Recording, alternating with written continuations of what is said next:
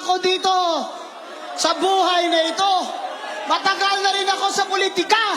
So tiyan pa lang ako ng nanay ko. Nag-komisyoner na ako sa Comelec. Ngayon lang ako nakakita ng gobyerno at Congress na puro magnanakaw.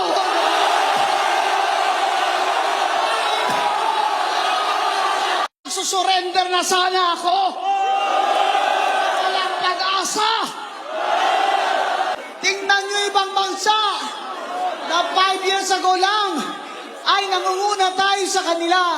Ngayon, nasa kulelat na tayo. Nasa ilalim na tayo. Turismo, kulelat. Edukasyon, kulelat. Employment, kulelat. Gross domestic product, deficit. Foreign direct investment, wala nang kapital na pumapasok. Wala nang negosyo na ibang bansa dito sa bayan natin minamahal. Dahil naman sa isang tinaga, korupsyon. Sa korupsyon, ang Pilipino na dating tinitingala sa ASEAN na tayo'y magigiting na mga tao. Tayo mga Pilipino hindi nagpapalupig sa mga banyaga. Ngayon, nagpapalupig ba tayo sa mga kawatan? Hindi tayo magpapalupig sa mga kawatan. Lahati sa atin o 60 million ang nakakaranas ng gutom habang ang mga buhaya ay pataba ng pataba.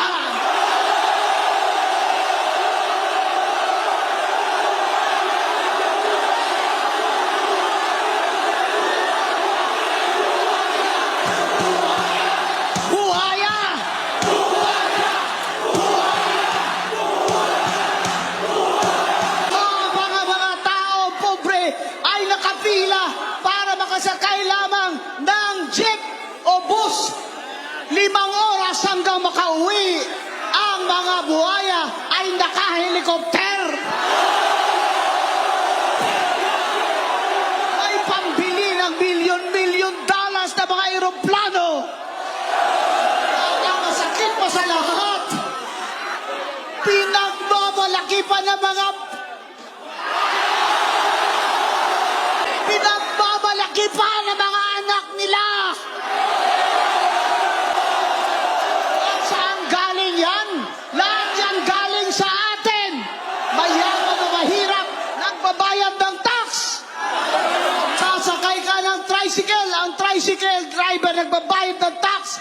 Bibili ka ng grocery, may tax. Bibili ka ng gamot, may tax. Bat sila ng bat. Nyo na talagang Batman. Wala ang plano nila nung sila'y nanalo at naupo. Ang plano pala nila sa loob ng 3 taon ay lilimasin nila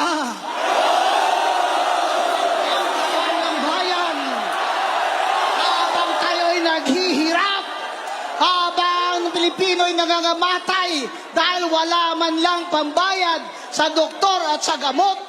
Namamatay ang mga bata. Baha, lindol, at lalong naramdaman ng mga tao ang kahirapan at katakawan ng mga magnanakaw. Pupunta ka lang sa ospital, lulusong ka pa sa baha.